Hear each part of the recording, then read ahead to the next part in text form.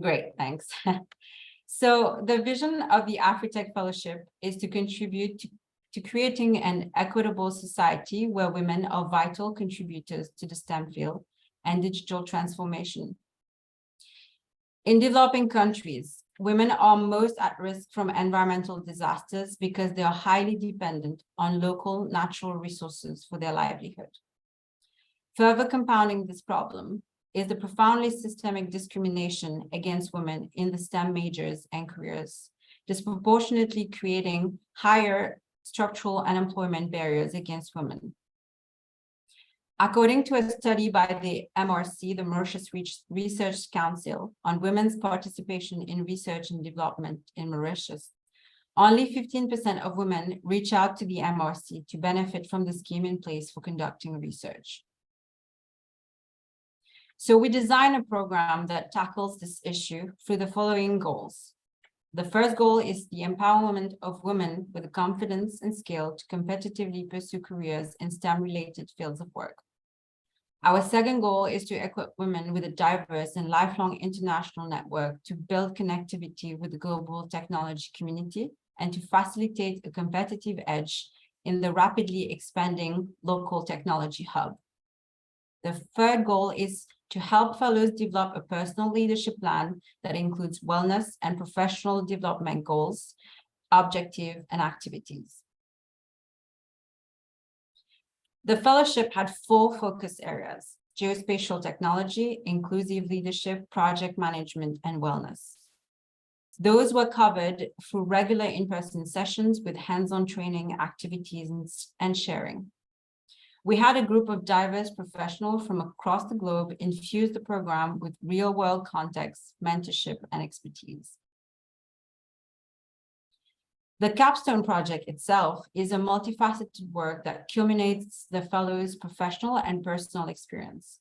During the Capstone program, the fellows had the opportunity to engage in a real-world problem and demonstrate how geospatial technology can be used as a solution.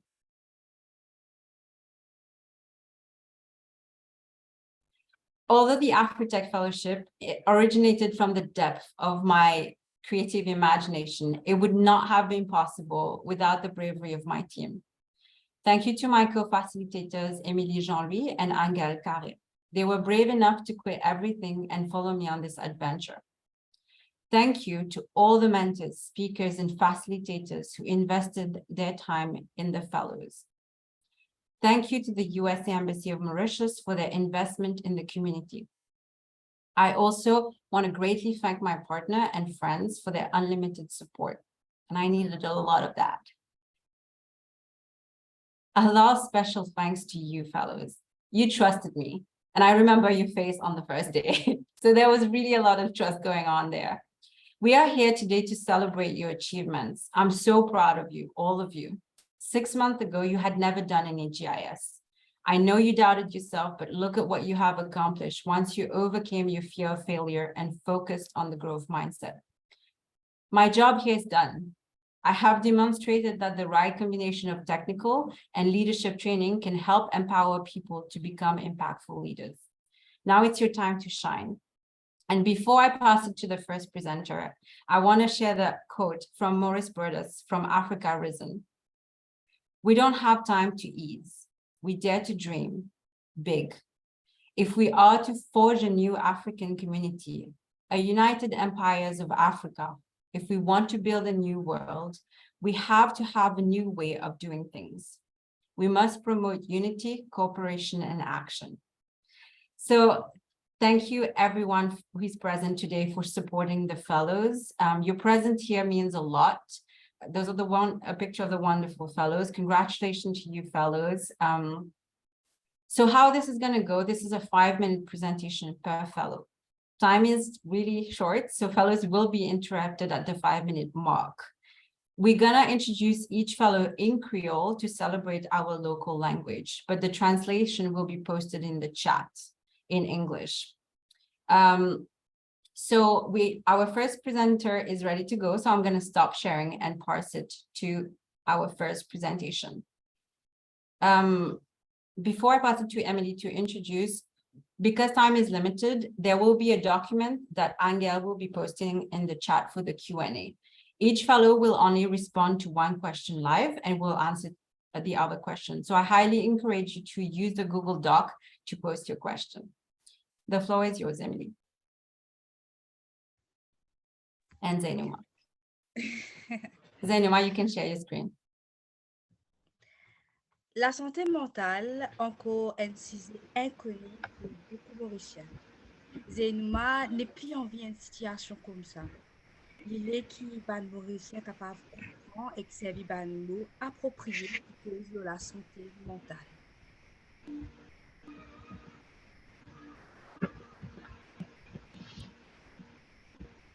When you're Hello ready, everyone.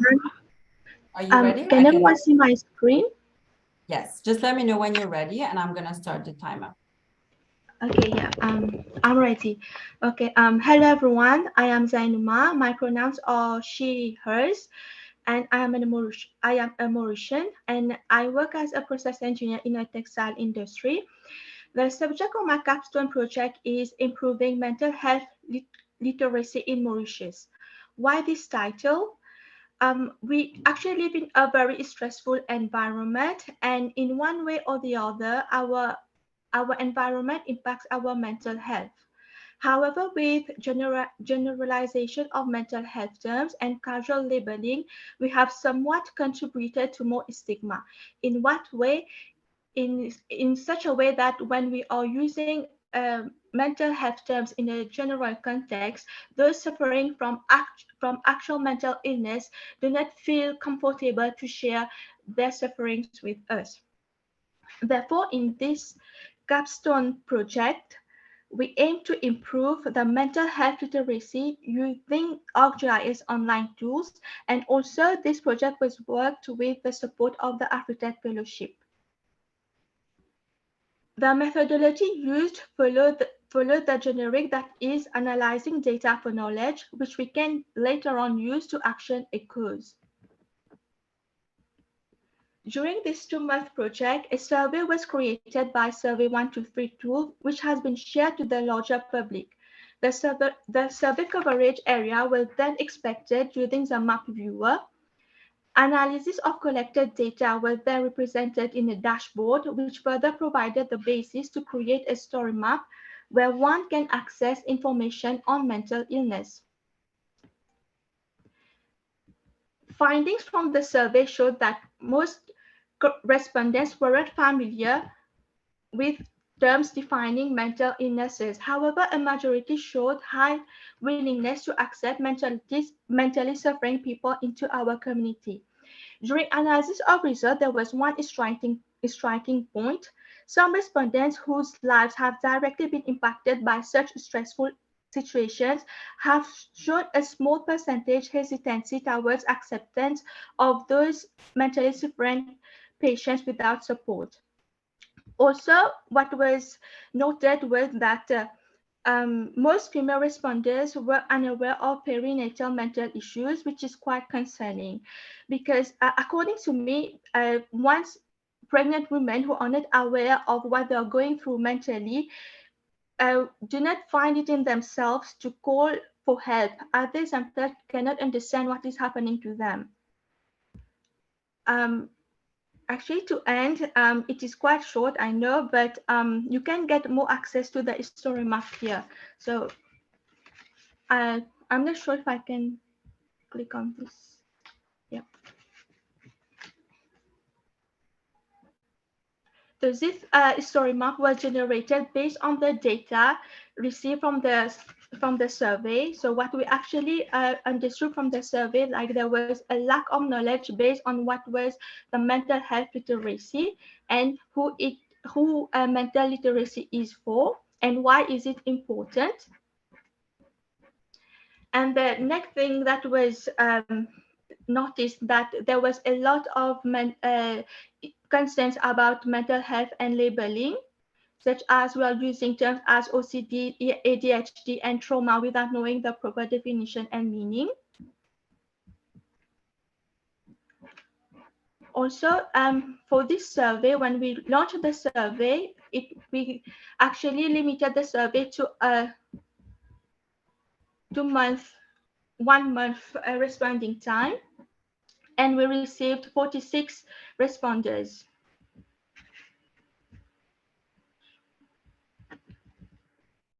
Yeah, we received 46 responders, and we asked participants on the familiarity on terms such as depression, bipolar disorder, schizophrenia, and perinatal mental illness. Based on that, we provided fact sheets on these illnesses, which can help people to know more and get more data. So I would like to end. I would like you to visit the story map for more information on the capstone. Thank you.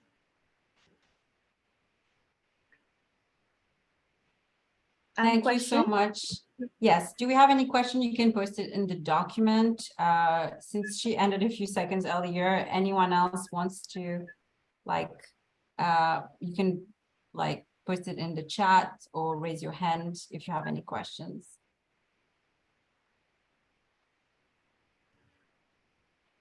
Okay. I don't see any raised hand for now, but if you want to post your question in the chat, even other fellows, you can ask questions to Zaiynoumah and she will answer in the document. So Angel posted the link in the chat. Congratulations, Zaiynoumah, and I want to congratulate her on all the hard work she put into doing this capstone. I think it is a really good preliminary step toward understanding mental health issues. And, she had never used any of these tools before. So I'm really impressed by the quality of the work that she's done. So now I'm going to pass it to Manjistha, if you're ready. And Emily will do the introduction. For the others, like I said, I see there's a question in the chat. So Zaiynoumah, I will let you answer this in the chat directly, okay? Or wait, I think we still have time, actually, never mind. Zaiynoumah, there's a question in the chat. Very interesting, Zaiynoumah, any interesting finding by age?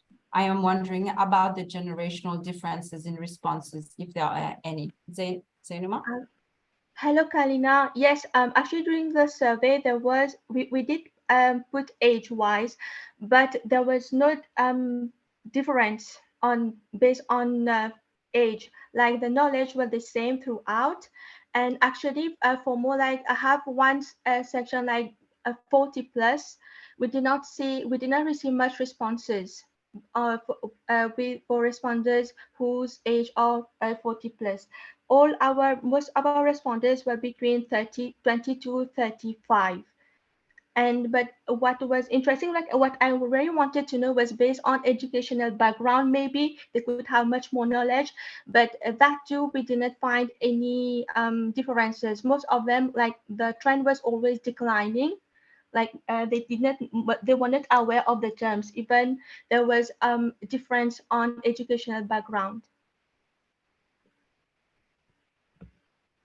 Thank you so much, Zaiynoumah. And I will now pass it to Emily to introduce our next speaker. Yeah, can you hear me now? It's better? Yeah, the sound is better. Manjistha, you can start sharing your screen. Une petite plante qui ne trouve pousser pendant sa dernier 6 mois. Me présente zut Manjistha et que se proser lo élevage van bétail. Good evening, everyone. Can you hear me? Yeah. So good evening, everyone. I am Manjistha Ramdewar, and I am student of animal production at the University of Mauritius. And my topic is about cattle breeding becoming a rare practice in Mauritius. I chose this topic because it has been raised several times in my lecture classes, and I don't think that many people have realized this, but cattle breeding has decreased enormously. When comparing to year 1984, there were around 9,275 small breeders in Mauritius, and we are now left with only 575 breeders according to Statistics Mauritius 2021. So why cattle breeding is important? Well, most of our milk and meat products are imported from other countries, and the freight added to this importation makes the prices of the products to be higher. While if they were produced in Mauritius itself, the price would be lower and could contribute in minimizing the risk of hunger in Mauritius. Let's take the COVID-19 situation, for example. What happened to the prices of the milk after the lockdown? And there were even shortage of these products in some supermarkets. Therefore, the situation would be different if milk was being produced here. Moreover, consumers are more conscious where the food are coming from. They are mostly going for organic and bioproducts, which we could produce with our unique pre-cow, that is organic or bio milk and meat. And not to forget our breeders, who many of them rely on cattle breeding to support their family. The aim of my Capstone project is to raise awareness. This slide shows a bit about the mechanism of the GIS product that I have used for my Capstone. Manjistha, sorry to stop you. I thought you didn't have slides because we don't see your screen this whole time. Oh, Yeah, I thought you didn't have slides. So I was sharing my screen. So like, I don't think you shared your screen. So I posed the timer so you can share. Can you reshare your screen, please? I thought you didn't have slides. Is it okay now? Yes. I thought you didn't have slides. No worries. It's okay. You can continue. You still have 3 minutes left. I posed the timer.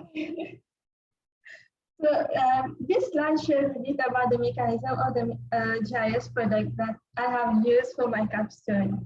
I've used the GIS dashboard to show the performance of the number of cattle breeders through the years. And I have used the GIS story map for storytelling by giving more information about the topic so that to raise awareness to my target audience, which are the government and the youngsters. Here are the pictures of my final products. My story map on the right and my dashboard is on the my story map on the left and my dashboard on the right of the screen. The problem statement. So far, after viewing these two products, we can already find the possible problems behind that decrease in the number of small cattle breeders, which is the inaction to undertake national campaigns in favor of local meat production by the authorities. To conclude, we can deduce that there is a prospect of local meat production in Mauritius if the government gives much more importance to this practice.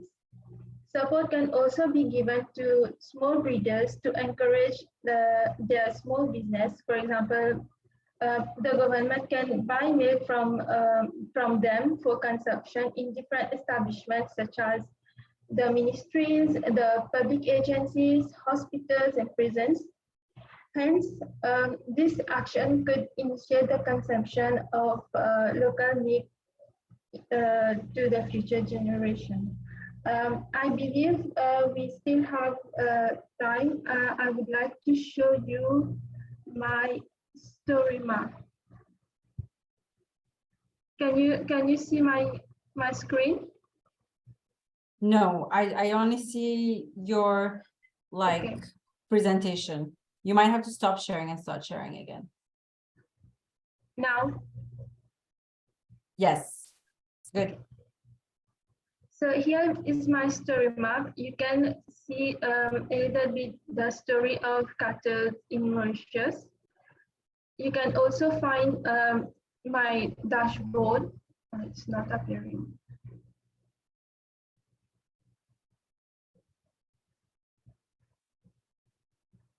It's taking time.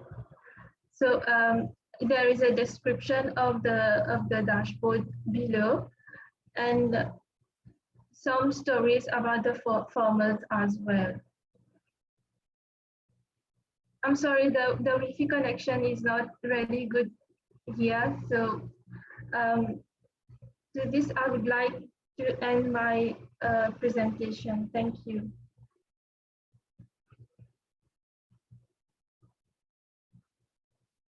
Thank you so much for presenting Manjistha. It was really great.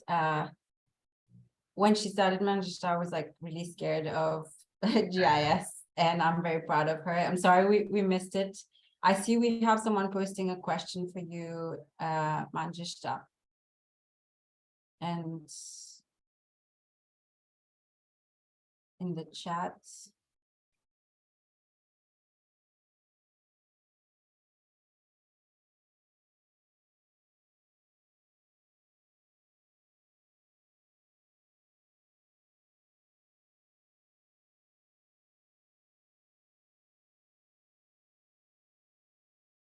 And if anyone has more questions for Zaiynoumah, or like also feel free to post it in the document.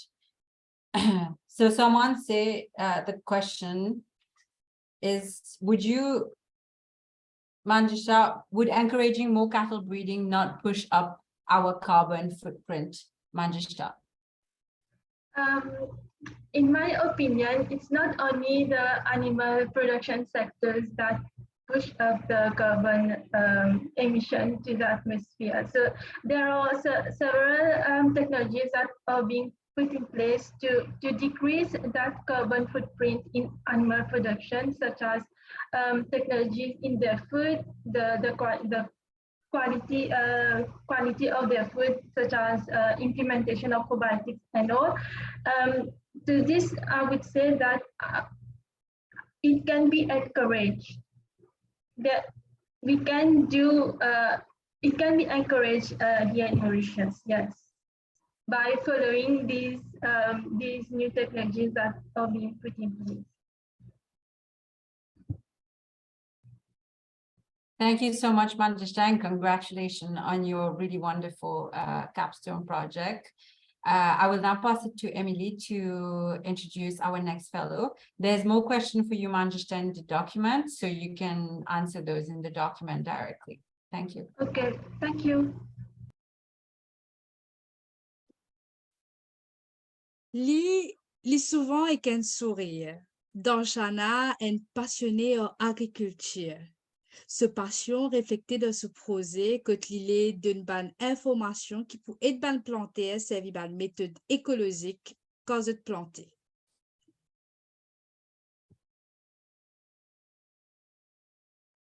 Darshana, it's your turn. Let me know when you're ready and I'll start the timer.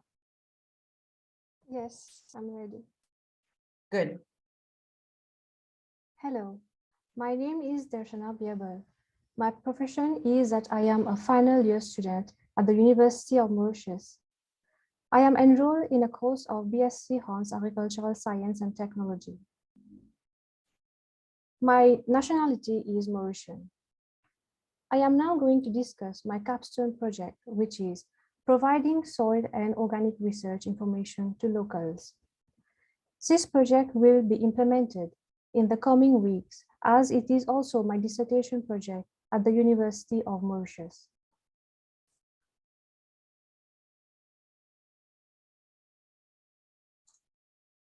Content of presentation. The problem statement and targeted audience. GIS products. Challenges and conclusion. Problem statement. People interested in agriculture field found a lack of recent soil and organic research information in Mauritius, where the access of this information are restricted or limited. When these data are made available to the people concerned, many find it difficult to visualize complex data and to understand the concept of analysis. Lack of this information also blocks the mind-shifting decision of people in agriculture from traditional practices to eco-friendly, sustainable practices.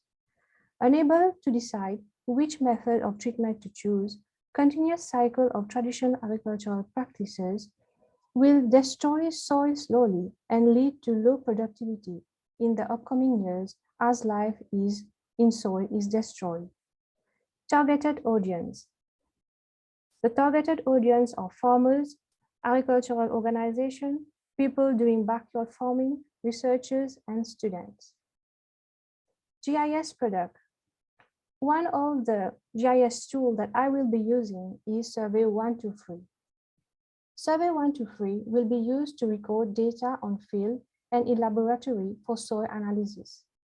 The survey will help me to record locations, pictures of sites, and as well as help me to record analysis in Excel and Word.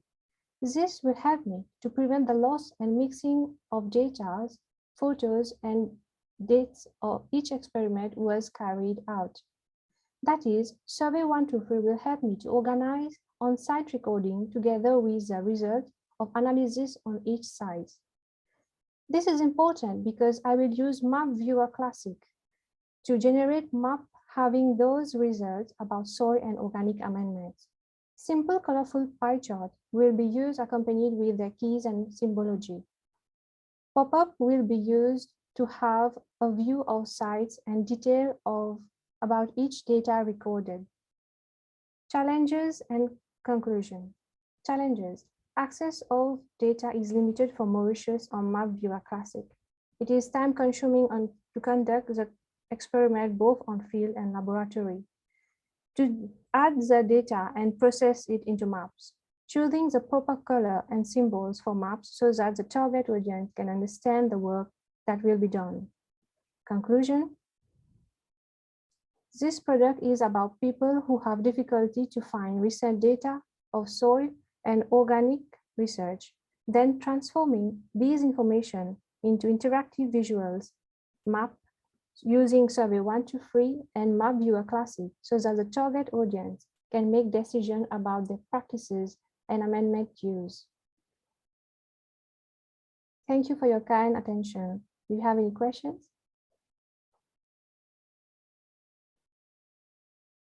Thank you so much, Darshana. Any question for Darshana about her project in the chat, in the document, or if you need to post it in the chat also?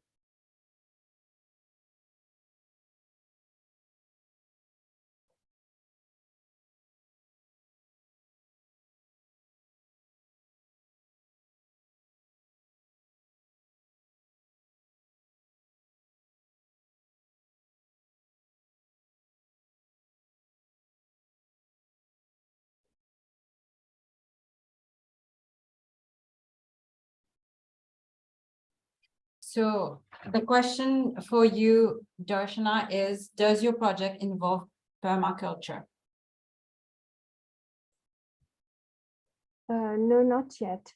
In fact, the dissertation is about testing out the organic amendments such as cow dung, you have Jivamitra, coal in the soil.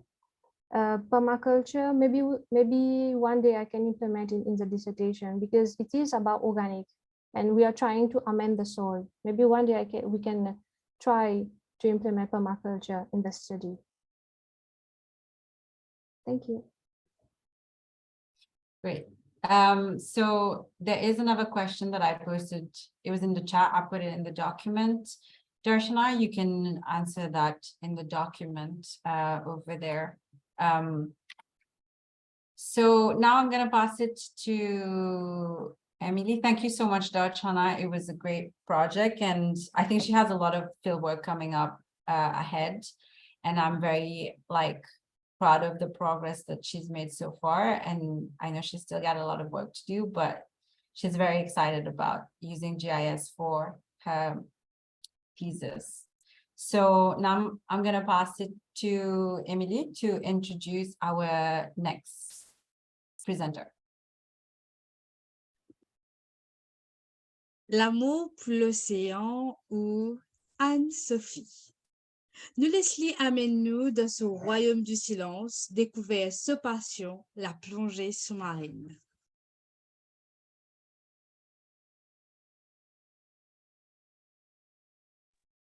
Let me know when you're ready, Anne-Sophie. I'll start the timer.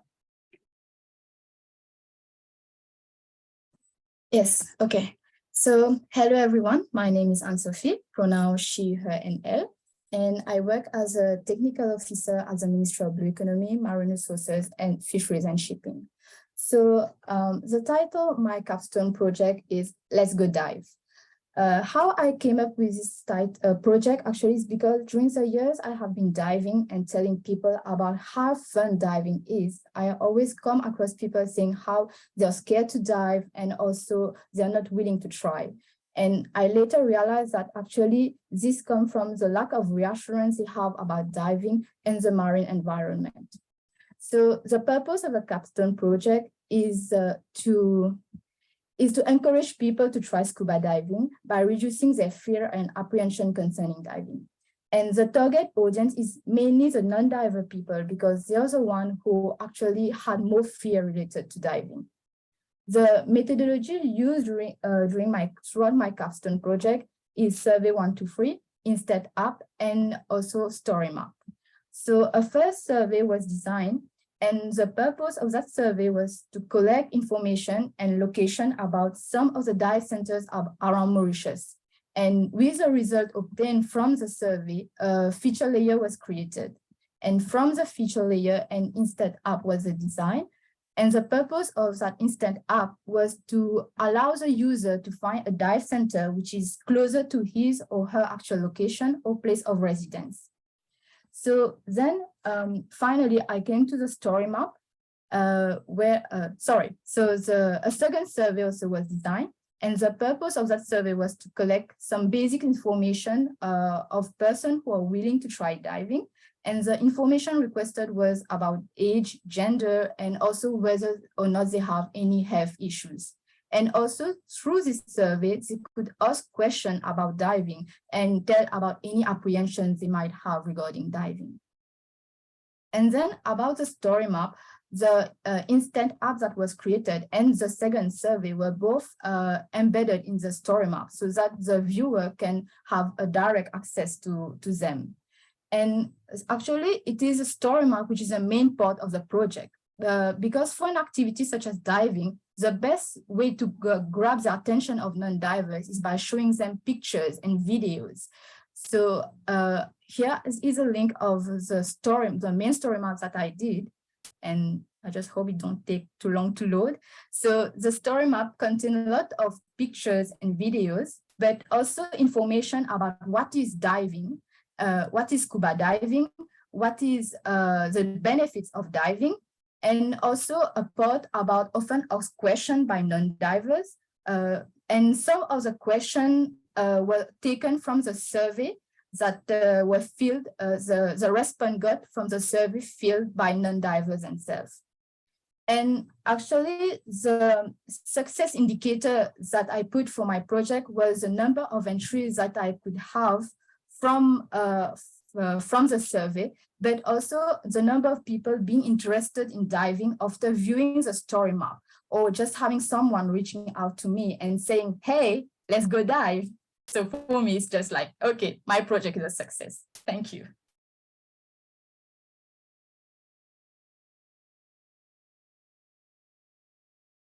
Thank you so much, Anne-Sophie. I have to check if your story map is public. If not, if you can just publish it publicly so that I think people could not access it before. Yes. So if you have questions for Anne-Sophie, please post it in the document. And we already have a question actually. Hi, Anne-Sophie, as someone who never dived like before, how would I find dive spots that are good for beginners via the instant app? The instant app actually didn't contain all the dive centers, only some of them. It's some of them where I myself dive, and also some that I heard about from my fellow divers. And so normally all dive centers are qualified to train non-diver for their first dive. They all have the different equipment needed, and the instructor diver are all well trained to help non-diver, like even gives a reassurance when they are with a diver and being here for helping them, even if they are having a panic in the water. So it's like with the instant app, it is mostly with it was mostly based on the location. I put the scale up to 20 kilometers. Like I use, for example, myself, since I live in QP, which is in the central region of Mauritius. So where I live, there's no dive centers. I really have to go to the coastal region. So when I put it to 20 kilometers, I got around 4 dive centers who are which are closer to me. Thank you so much, Anne-Sophie. There is more question in the chat. Congratulations on completing your capstone project. If you didn't hear Anne-Sophie talk about dive when you were a fellow at an in-person event, please raise your hand. I don't think that was ever possible. I think she's been trying to convince all of us to go diving with her on a regular basis. We're working on it. I'm actually going diving in a couple of weeks. So I guess she won. Her story map was good. So I'm now going to pass it to Emily to introduce our next presenter. Do, ré, mi, fa, sol, la, si, do. Catherine, ré, mi, la. En ban not valse et fait nous découvrir ce projet la musique. When you're ready, Catherine, just let me know and I'm going to start the timer. So, hi everyone. My name is Catherine Remillah. I live in Mauritius. I am a sustainability analyst, musician, and artist. My capstone is based on Remillah. What is Remillah? Remillah Music School was created in 2013 by my parents, who are both musicians. They decided to launch this benevolent school in our locality, in Stella Caverna, and the music courses were mainly focused on guitar and percussions. But however, due to the pandemic, we had to stop all the in-person sessions. So I decided to focus my capstone project mainly on the relaunch of the Remillah using the GIS tools, which was mainly on the musical theory and musical history, including story maps on music instruments, musical notation, music around the world. While designing my story maps, it was really fun to have used the express maps to play with the different base maps, side score, the map tools, and also the different themes. My first story map is on music, and it is in Creole, and all the other story maps are in English. I tried to do all the technical work in a more simplified way. So the question that popped up in my head when going forward with this project was, how does my project address the problems that we are facing?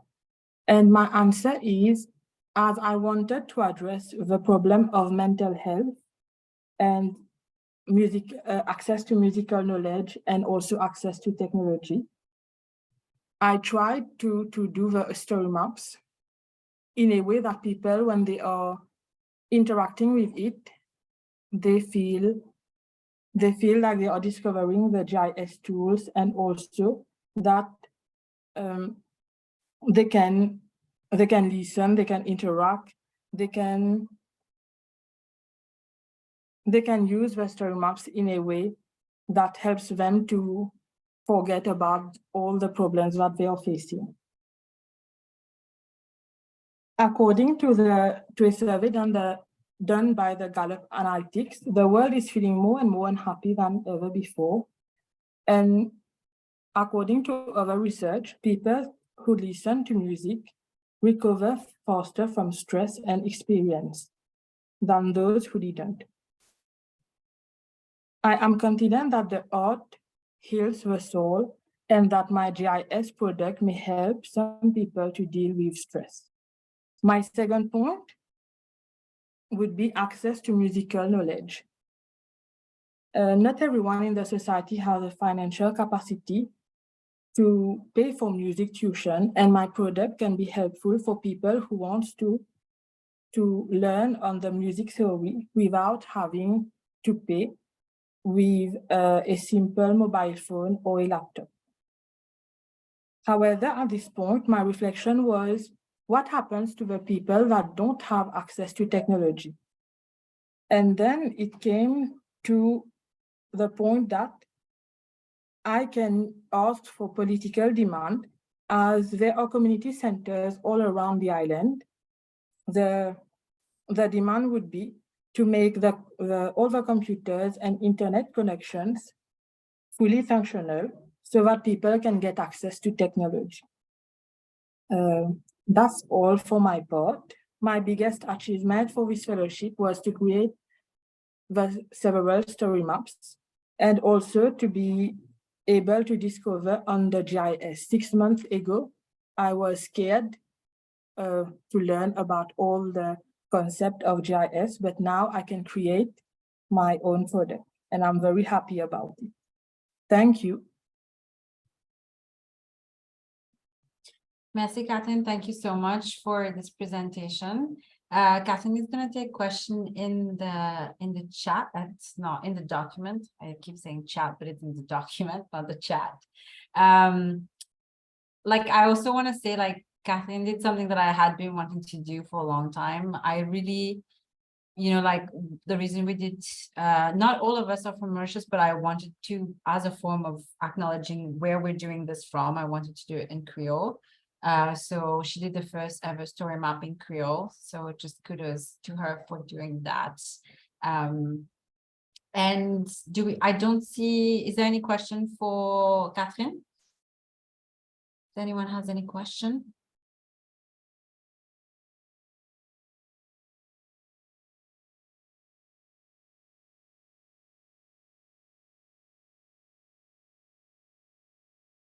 Well, I don't see any question. So if you have any question, please type it in the document and Catherine will answer it.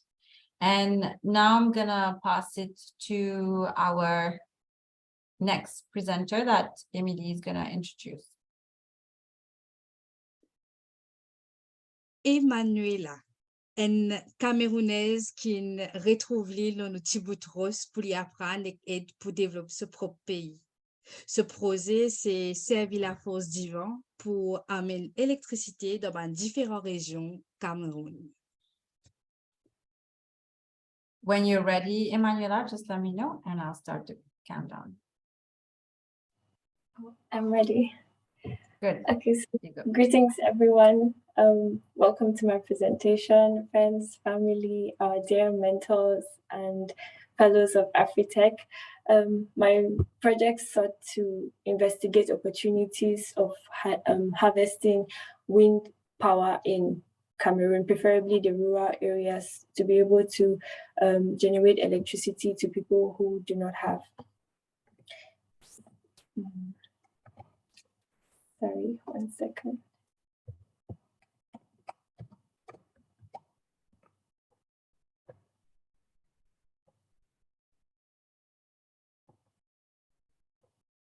I'm sorry, Vero, can I reshare my screen? Absolutely. Just stop sharing and restart sharing again. Should be fine. Because we can already see your screen right now.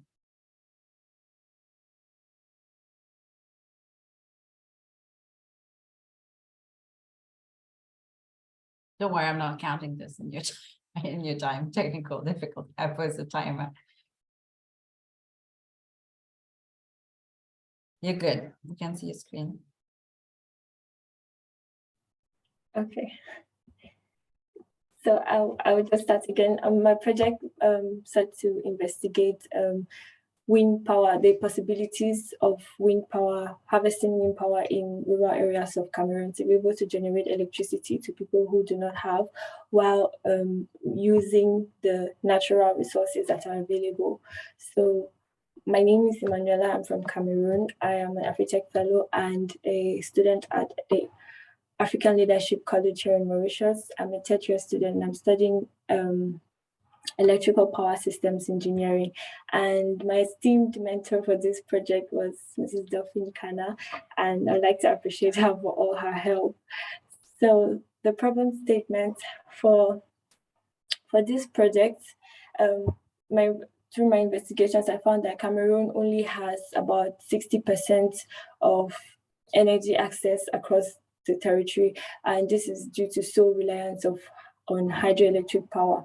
So what other energy sources can be leveraged in order to increase electricity access throughout the country? So for these projects, I was looking at other renewable energy sources and resources that can be leveraged in order to bring electricity to the remaining 40% of the population. And I narrowed down to wind power. So to do this, I did a suitability analysis. And to do a suitability analysis, you basically need a couple of factors that key in directly to what you want to do, and you weigh them and merge them to find the best possible spot, in this case, to where would be best to place windmills to generate electricity. So I focus here on three main criteria. The first criteria will be wind power class. The second will be the current electricity infrastructure. And the last is the settlement. So for the blue map, which you see, it shows the wind power classes, and I chose wind power classes 6 to 10 as strong enough to be able to harness for power generation. The map in the middle shows the current electricity network, which shows the main spots in Cameroon where electricity is generated. And with this, it will be able to tell me the main spots that have electricity and the parts which do not have ample access to electricity. As you can see, this is around the southeast. And the map to the right with the blue spots shows the settlements that we'll be focusing on. And the goal was for settlements which are not too big or too small. So too big in the sense that we don't want to put windmills in the middle of the city, or too small and that we're putting windmills where there's not enough population to benefit from it. So what I got from after doing my suitability analysis is this map that you see, which has harnessed the current settlements and the wind power classes and the electricity networks to give these are ideal spots where windmills can be planted or installed in it to be able to harness wind power for electricity generation. So from this map, I can see that the northern regions of Cameroon are most plausible for wind power harvesting. And if you look down here at this, there's a city here called Douala, and it's a port city. So the areas closer to the sea can also be good for harvesting wind power. And however, the eastern regions are not suitable as they do not have the natural resource of wind. So I think other renewable sources of energy can be leveraged in this case. And the next steps of this project, I think from my research, I could see that the areas around the sea have very strong power, and so wind power could be generated from around the sea. And this is already happening in other places and could be something to do in Cameroon. And more information could be made available for Cameroon and Africa, as this is really a big problem to get information to do several analyses around the continent. So with that, that's the end of my presentation, and I'll welcome any questions. Thank you. So you have a question in the chat, Emmanuela. What factors did you consider in order to, oh no, the screen just disappeared. Okay, it is. What factors did you consider in order to assess the plausibility of a region to implement this?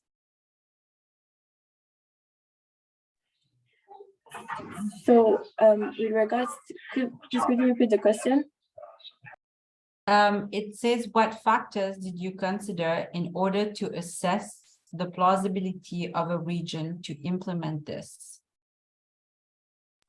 Okay, so from the three maps that I showed you, the main criteria that I used were the wind power classes in the respective areas, the settlements, which are the people who live in the areas, and the electricity infrastructure that already exists in these places. Ideally, I also intended to use the road networks to be able to set up, because if you want to install windmills, it's a whole process of transporting all of these things to these places. So that was something I intended to use, but due to technicalities, I think I'll be able to do that again. But for this, it was mainly the wind power classes, the existing electricity networks, and the settlements in the area. I hope I answered your question. Thank you. You did. You have another question, and I posted it in the Google Doc. I want to congratulate Emmanuela on her capstone. I remember her first day in the computer lab. She really did have on her face, "What am I doing here?" kind of expression. But she also had written in her application where she wanted to help provide renewable energy into remote parts of Cameroon. So I'm really excited that she found a way to apply GIS to what she had envisioned for her long-term project. And I'm excited to see where she goes with her. So congratulations for completing your capstone project. And now I'm going to pass it to Emily, who's going to introduce our next speaker. Toujours actif, toujours peut aider, toujours là pour ban les autres femmes. Jenny avec ce projet social aux pauvretés menstruelle. When you're ready, Jenny, just let me know. All right, I'm ready. Very good evening to each and every one of you. My name is Jenny. I'm a social entrepreneur, and I am passionate about human capital and community outreach. I embarked on the AfriTech Fellowship as I wanted to acquire the necessary tech skills and ArcGIS tools that would help me improve the impact of the social community work that I work on. And this program is about rethinking human dignity, and it's a case study and a real life project that I conducted some time back, like 3 weeks ago, on period poverty with an emotions mapping of the inclusive sanitary outreach project in a region called Trongbar of Mauritius. And to define period poverty, it's actually the lack of access to menstrual, sanitary, and hygiene products. And what happens is that the case for period poverty in Mauritius is that it's a struggle for many low-income women. And actually, the Global Health Journal states that 800 million women and girls menstruate daily worldwide, and more than 52% of the local population are women and girls. And we realized that actually there are so many difficult struggles that a lot of these women face, but it's never mediatized because there's a lot of stigmatization around it. And this is why I chose a localized targeted area in Mauritius called Trongbar. So to give you an indication, it's in the northwest of Mauritius, in the capital city of Port Louis. And Trongbar is actually a place which is also stigmatized because the region that we targeted that's the 26 beneficiaries that live on the slope of the mountains. And what happens is that 95% of these women are from the Creole community, and they are also women of color. And what happens is that actually period poverty is such a taboo in Mauritius, and we realize that there are not enough data on it. That's why I decided to bring a certain twist to it based on facts and reliable surveys. So I created an emotions survey, and 7 specific emotions were measured, namely rejection, shame, anger, distress, disappointment, helplessness, confusion.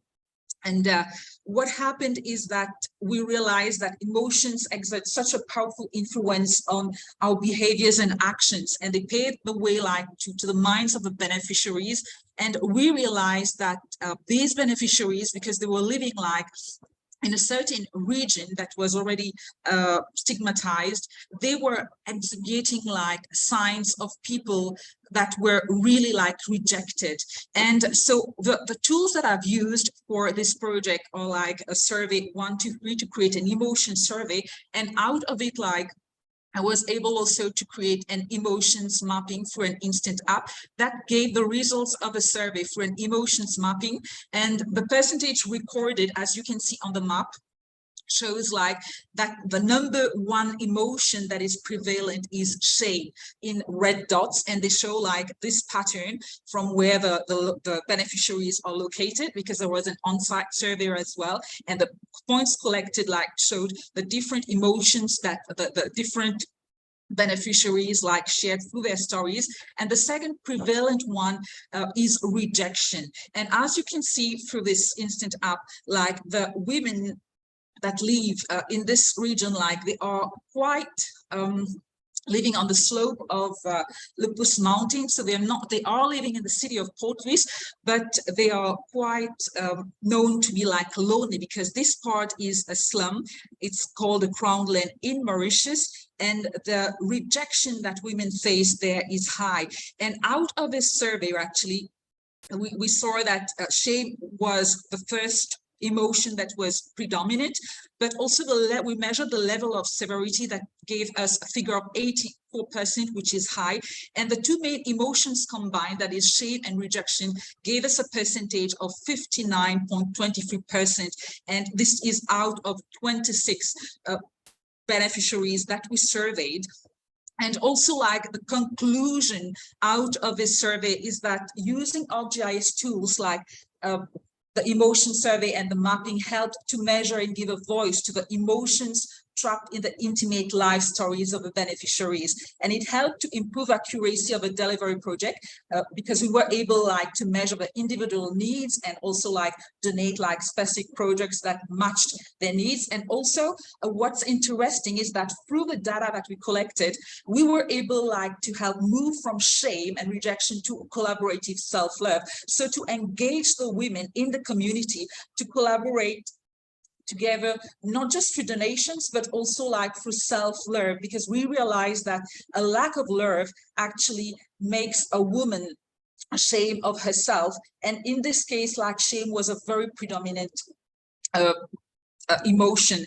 And another thing also that we realized is that the government in Mauritius is trying to improve the condition, but there is still a long way to go when it comes to period poverty, because we still have like 42% of our young women, for example, in vocational schools, who do still use like rags, and though these women also like use a lot of different rags. But thank you so much for this project, and thank you to all the collaborators. Thank you so much, Jenny. So I will now pass it to all of you. If you have questions for Jenny, to post it in the document. I want to say that Jenny single-handedly went out to the community to meet those women on her own, and she collected donations single-handedly that was distributed single-handedly to all these 26 beneficiaries, which came on a timely manner because there was a cyclone approaching, and the women were very grateful that we brought these donations for hygienic product. Someone asked, will you be expanding this project to other parts? Is there a chance you might expand this project to other parts of the island, Jenny?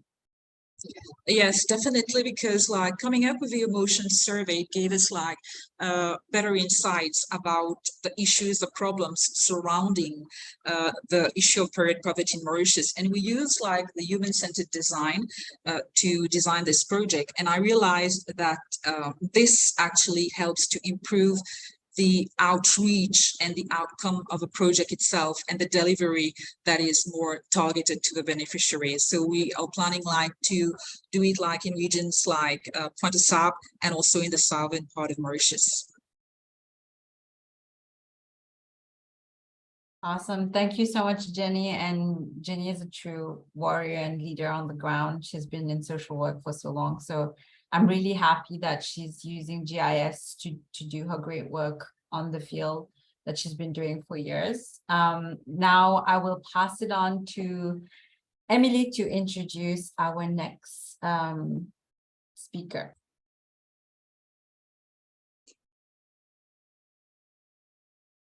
Des trois molécules chimiques.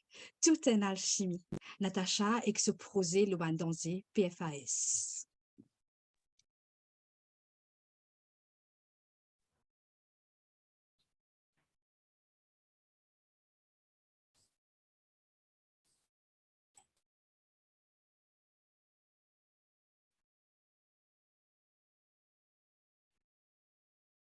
You let me know when you're ready, Natacha.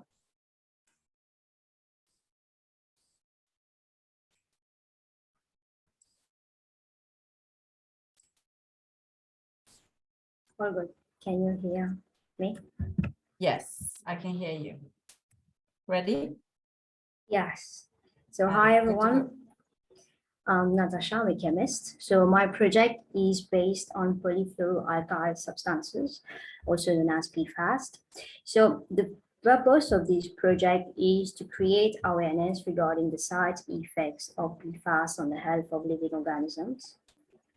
So what are PFAS exactly? So they are a family of large and complex synthetic molecules which have this carbon and fluorine bond linked together. And this carbon and fluorine bond is one of the strongest bonds. And they give PFAS amazing physical and chemical properties. And they are resistant to high temperatures, to oil, they can repel oil and water, and also reduces friction. And this is why they're used in many daily products, such as in your non-stick cookware, in your cosmetic, in your food packaging, in your furniture. They are everywhere. So despite the fact that they have amazing properties, they are also highly stable. So highly stable means they remain in the environment and they do not degrade. They are persistent, they are highly toxic, and they bioaccumulate in the food chain. So this is why they are often referred to as forever chemicals. And these PFAS, there have been studies that have shown that PFAS, they are linked to several diseases like cancer. It affects fertility and development in infants. According to CDC, 98% of adult Americans have PFAS in their blood serums. So why did I choose this project? I chose this because in Mauritius, there's not enough comprehensive literature available for the public. There's not enough discussion about this subject. And the anthropogenic release of PFAS in the environment keeps on increasing, and the exposure level increases, and the risk it affects our health it increases. So the purpose behind this is to create a story map, which is going to be a non-scientific article to raise awareness on the side effects of PFAS. The mission is to use a simple and comprehensive language to make people understand what are PFAS, what are the side effects it can have on your health, and what can be done to minimize your exposure, and call on for action to start regulate PFAS in Mauritius. The targeted audience are people who do not necessarily have a scientific background, but care about the environment and also about their health, environmentalists, researchers, and students. To create my story map, I started by collecting data. From EPA. I've collected data from 2015 to 2022 and analyzed the data that I've collected. And as you can see from my screen, the number of phones keeps on increasing from the number of years. And you see from the dashboard's analysis. So which can also be what you can assume is there's more facilities releasing PFAS in the US. But you can also say there's now people are getting more interested about PFAS and more tests are being done. And this is why now more facilities are being detected now compared to before. And so to easily share it in my story map, I've used an instant application slider to show you how it evolved throughout the years. And to show people that this is not only a problem related in the US, but it is a global phenomena, I've collected data from more than 42 research papers using a survey 123 and use the layer that from the survey to create the world map. So obviously this is just the world map that I've collected from multiple papers, and the test material is completely different, the time of the study is different, and the methodology used, they are different. But there's no pattern that can be drawn. This is just an informative map to show people. And so I come up to my story map. So the story map that I've chosen is living with an unknown danger. And just to show people that it is every object in your house may contain PFAS. So the story map tells you the story of PFAS, why it is dangerous, and what can you have interactive maps and dashboards for you to play around. And you have also what are the health effects associated with them. And you have a small video that I've loved because I fell in love with Fred, because Fred Stone is the reason why I've done this story map. And what to do next? What can be done for you to minimize your level of exposure to PFAS, and eventually call on for action for the government to take immediate action, because despite being one of the 152 countries that have signed the Stockholm Convention, there's still no regulation in Mauritius regarding PFAS. And you can take a map tool on all the regulations that have been implemented in many countries regarding PFAS. And at the end, I choose to take advice from everyone who have read the survey to make it better and more comprehensible, maybe a little bit too technical. And I've created a survey 1 to 3 to collect viewers, to collect information from my readers. And I hope you enjoy the story map. And I would like to thank everyone who has contributed to make it a good story map. Thank you. Congratulations, Natacha, for completing your capstone project. And what I must say is, when Natacha first arrived in the fellowship, she told me she was a dinosaur and couldn't use computers or wouldn't be able to do GIS. I don't know if I will ever believe a word that comes out of Natacha's mouth again at this rate, for the wonderful job she's done with her capstone. I'm very, very impressed with the level of detail, and I'm sure, I know she's already used GIS a lot to do other presentations and other like wonderful work that she's been doing when she's been traveling for conferences. So I'm really excited to see where she goes with that. So in the document, there's a question for you, Natacha.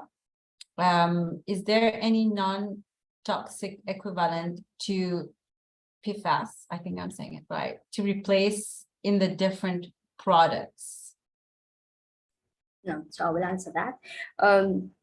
There are, and there's also not so much to replace in all the daily products. They've tried to create something known as Gen X, which has actually resulted to be more toxic than PFAS. And regarding food packaging, they have developed, they have used actually PLA, which is a polylactic acid, to replace the oil repellent coating on food packaging. And I've posted in this story map a link about the research that I've done on the different alternatives for PFAS. Thank you. Thank you so much, Natacha. You feel free, any of you, to post more questions in the chat. I will now pass it to Emily to introduce our next speaker. So, van animaux errants bien beaux, mais parfois de pas trop connaître coup de poil. Humaira avec ce plateforme qui regroupe un contact organisation pour van animaux. When you're ready, Humaira, let me know. Yes. So can you see my screen and hear me well? We good to go. I mean, now you're good to go. Okay. So hello everyone, and thank you, Emily, for this lovely introduction. So I am Humaira Nayamuth, pronoun she, hers, and today I will be presenting my capstone, which is called Animal Rescue in Mauritius. So being an animal lover, I always wanted to find a way to help stray animals, and this has been an opportunity for me to do something for these animals. So I have created a platform using GIS tools whereby different bodies who are helping stray animals, such as NGOs, animal rescuers, and veterinarians, are gathered on this platform so they can be more accessible to the public. And I also wanted to create a story map depicting the different work that those organizations are doing for their strays. So how come this idea came into my mind is that I realized that it is time consuming for someone who wants to help stray animals to go through each and every website of all the different NGOs and to go through the profiles of the animal rescuers to decide who they want to help and how they want to help. So having all this information on a single platform will actually ease the task. So the process chart for this project was to create a list of organizations that I will be collecting data from. So my target was at least 10, and to design a user-friendly survey, which they can themselves fill to collect the data, and also use the data to create a map with the pop-ups showing all the informations, and use that map to create a platform, which will be user-friendly for the public to be able to use. So the first GIS project I created is a survey, and this was actually the most difficult part of the project because I have faced lots of challenges while creating that survey. So firstly, I wanted to create a repeat question for the location point, because I realized that organizations do not work at only one particular location, but at several locations around Mauritius. So having multiple locations showcase where they work would be more representative for them. So, and I did that, I didn't have that feature on the online version of Survey 123, so I had to use 123 Connect, which is the desktop version of this of the application. And when I started collecting data, I realized that points were not appearing on the map. So after troubleshooting with the AfriTech team, what we concluded was that it was confusing for the software to decide which of these location points to place for a particular organization. So eventually you had to remove that feature and remove some of the questions on the survey to make it easier to record. And while interviewing people to collect data, most of them were very hesitant to actually publish the information on a public platform, and many of them do not even want to be visible to the public. So that was I was quite surprised with that reaction from those organizations. So when I created my map, I used like dark canvas so that it is more visible, the points are more visible. I used glow effect to increase the visibility of the points. And the problems that I faced when creating the map was with the pop-up. There were underscores in between all the words in the pop-ups, and it was not pleasing to look at and not easy to read. So I had to make use of arcade expression to remove those underscores and clean out the pop-up and make it more readable. And now coming up to the platform, the cover page shows a small summary of what the platform is all about. And when you click on Explore, you have your map here and some features here. So you click on the legend, you show what all those points and what they represent. And the filter is the most interesting part of the platform, whereby I could like filter by organization type or name of organization. And for example, if I click on local NGO, I will have only 3 points showing the different local NGOs that are Mauritius.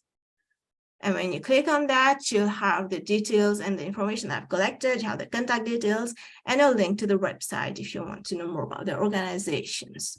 So what I wanted to do with the filter is actually filter by types of supports that those organizations want. For example, they're on volunteer, funding, animal food, or foster. So that would have been more interesting. Unfortunately, this was a multi-select question on the survey, and this couldn't be done. And you cannot like use filter on a multi-select question.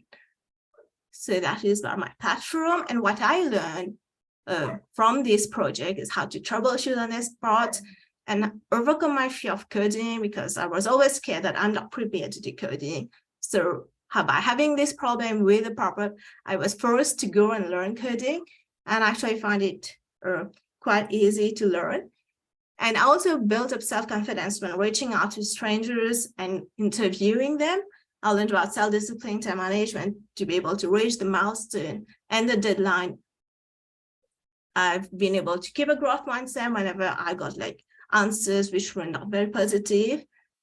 And also I've learned more about how to manipulate and apply agile tools in a real community project. So thank you, everyone. Thank you, the AfriTech team, especially for helping me when I was facing so much challenges. And thank you with AfriTech fellows for helping me with all the ideas, and my mentor for giving me honest feedback. Thank you so much for your attention.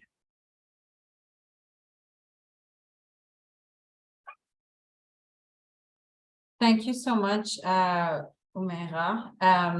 So someone is writing a question. What I must say is that I know I'm going to sound like I'm going to repeat myself. I kept challenging Humaira to do more and more technical things because she was so willing to like push her app even more. And, you know, she went into desktop survey 1 to 3, which is more technical to use. She used arcade expression to clean up her pop-up so that when you basically click on a point on the map, it's readable, because the information that you often collect with the survey using the survey 1 to 3 tool does not always translate well in the pop-up so that it's user-friendly to read. And she took it like a champion, and she kept like, you know, going like one step further in the tool and using blogs and resources. And so I'm very happy about what platform she has created. And I think she's been really good at recording her process around the challenges she's faced, which is an important part of any scientific or GIS product, is really about the process and how you troubleshoot this process and what are the challenges you face. So congratulations to you, Humaira, on completing your Capstone project. So we have one last presentation, but I do see there's a question in the chat is, does this organization work all around the island or just specific regions? So I'm assuming the person means the organization you collected already. Okay. So when I collected, there's one organization that works at 2 different regions around Mauritius, and then there was like individual rescuers who they work around in their own localities, not all around Mauritius. And the other people, the other organizations actually take animals from different regions around Mauritius, depending on where are the stray animals and what kind of help that those strays need.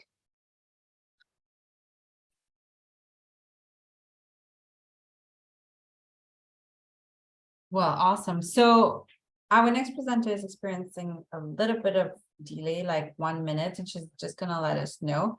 Whilst we do that, we're ahead of time. I was way too organized. So I do want to invite all of you to just like raise your hand or unmute yourself if you have questions for any of the fellows that presented so far until our last fellow can present.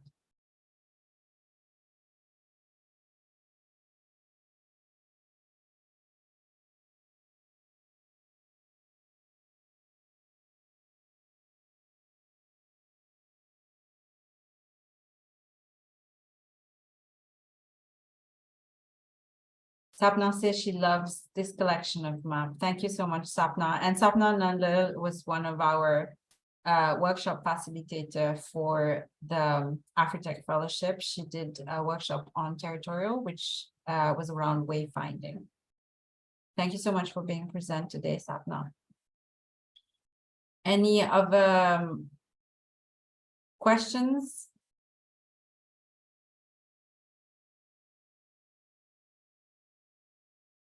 Thank you so much, Kalina. Kalina says, no question, but just want to share my appreciation for this fellowship, the fellows and team. So thank you so much. I'm going to now pass it to Chitra, who is now ready to go. And so Emily will introduce you, Chitra. Yeah. Lily un petit peu nomade, un peu voyageur, un peu curieuse et li nous aventureuse. Chitra peut faire nous découvrir la conférence World Economic Forum à travers son regard et son expérience. Merci, Emile. Are you going to share your screen, Chitra? No, if it's possible, because I joined from my phone. Is it possible that Emily, can you please help me share my screen? Like, help me share the story map. This is what I'm going to talk about. Ok, juste pas tu dis le story map que tu as fait pour le fellowship map. Just making sure. Yeah. Yeah. Okay. So I can. I'll share my screen. Okay, I'll thank you. share my screen because I don't think Emily has it. So go on. Hi, everyone. Thank you so much for making the time to be here with me today. I am here to tell a bit of my story that and my experience that I had at the World Economic Forum. So as you can see, the World Economic Forum, as the title says, is from the eyes of an islander. And why I put so much emphasis on this word is because how overwhelmed is the correct word that I felt when I went to that forum. So if you go through the story map, you will see that I started out by saying a quote from Professor Klaus, which is the founder of the World Economic Forum. And I talked about how I felt when I got the news. And I further on shared with my experience of how I met with the world biggest leaders. For example, if you go down further, you'll see that I met with an astronaut, which was one of the most inspiring person that I met. And there was also this is the part where I was talking about the global leaders that I met. It was the astronaut and the head of the European Space Center. There was also people like ministers and other prime ministers, and this was a mayor that I met, and there was head of banking institutions, amongst others. And the reason why I want to share my story with you today is because when I went there, I realized how big the world is and how much we are filled with possibilities. If you had asked me at the start of the year or ever if I would ever make it to the World Economic Forum, then my answer would be no, because I never thought that I had the capability or the potential to make it there. And like me, there would be so many other people who would think that they are not able to make such a step. And I'm very humbled by this. And my objective behind showing this story is to help other people, other Mauritians, to be able to make it to that platform and share our story. Amongst the 2,500 participants that went there, I was the only Mauritian. And as much as I enjoyed seeing my other friends having like connection and bonding time with other people of their communities, I also felt very lonely, as I didn't have someone else with whom I could speak my own language, or I could talk about my country. And when I said Mauritius, most of the people did not know where this island was from. So through my story map, I want to encourage people, and I encourage other young leaders to dream bigger, and to just, if ever they want to make it there, they could get in touch with me. So this section that you're seeing on the screen is the Shapers section. So this is some of the members of the Global Shapers community. And why I choose this style is to show how diverse we are as a community. As you could see that there are people from Bangkok, there are people from Australia, New Zealand. And as you go about the map, you'll find details about where they come from, what do they do. And again, through this story map, if ever you want to connect with them because your interest is similar, you will be able to do so by getting in touch with me or by finding them up on the internet. That would be some of the possibilities. And I also want to share a bit about the next part, which is on other highlights of the forum, which was about the food and the things that we had in Switzerland. And this is again to encourage other young leaders to take part and to just, sometimes we are scared of making the first step, but it just took me a while to build up my application. But then once I did it, I am so grateful that I took the time. So these are some of the highlights. And if you go further down, you'll find that I also mentioned a bit about what's coming up next. So it's the building of a better world, how I want to take the learnings that I learned at the firm to come up with better community projects within the community. And other than using the story map as the GIS tool, I also use Survey 123, which helped me in structuring my questions when I interviewed the shapers or when I talked to the global leaders during that forum. So that would be a bit about my story map that I wanted to share with you today. Thank you so much.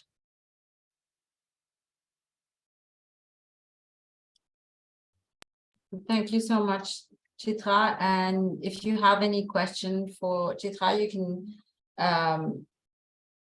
you can provide it in the chat, or in the Google document. I will formulate my thought at this point. As you can see, Chitra is always like running from one thing to the next. You know, she's running either from a different country to karate to AfriTech. So, but I'm sorry for. Yeah, no worries. But despite being out of the country for like almost a month and a half, I'm very happy she was able to complete the fellowship, because between taking a new position in her work and all the challenges, she was able to complete her project. So I'm very happy about that. Do we have any questions for Chitra or anyone else at this point? You can just unmute yourself if you have any question about the fellowship itself or anything that happened during the fellowship.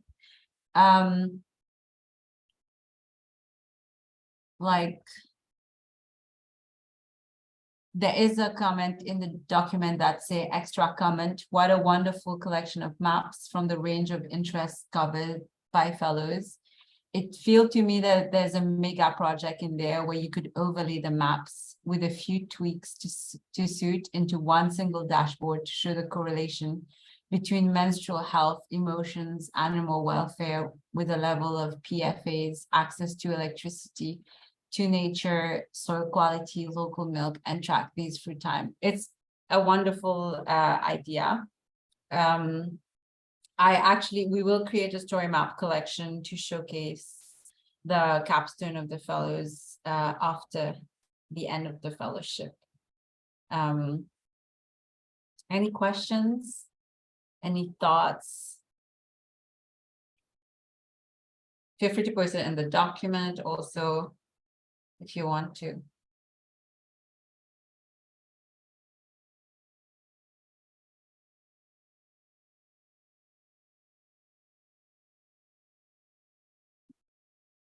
Even from the fellows, any comments? Now that you're no longer stressed about presenting, is there anything you want to ask or say? Thanks, Sapna. Feel free to post in the chat.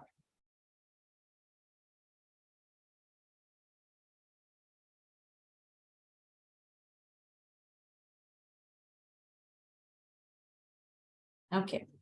I feel like no one has any question. Thank you so much for the comment, Delphine. She said, great job, everyone. These were all wonderful presentations. Thank you so much, Delphine, for being a mentor. Like everyone who was a mentor on the call, like Carrie, Delphine, and I think I'm not missing anyone else who was a mentor. Kalina is still on the call. I see, I'm just checking. I'm looking at the names. Some of them dropped off, but were on the call earlier. But oh yes, Adam. Sorry, Adam also was a mentor. Yes, sorry for forgetting you, Adam. And thank you so much to that. And next cohort. Yes, one thing I was going to say. Next cohort is starting in May. Applications are open until the 24th of March. Please share the application as long as the person is based in Mauritius. Please do not hesitate to share the work of the fellows, to promote it on social media, to promote AfriTech.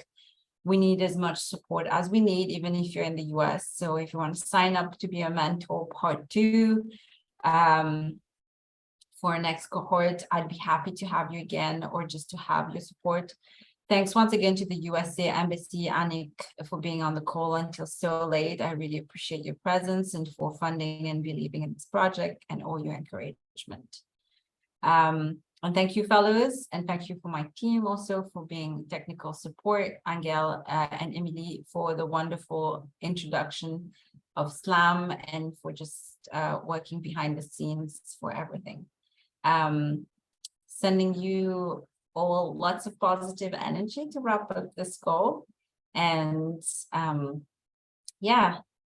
And yes, fellows are graduating Saturday and completing the program. So you can send your congratulations to the fellows for that also. We are very excited about that. Thank you so much, everyone. Have a good night.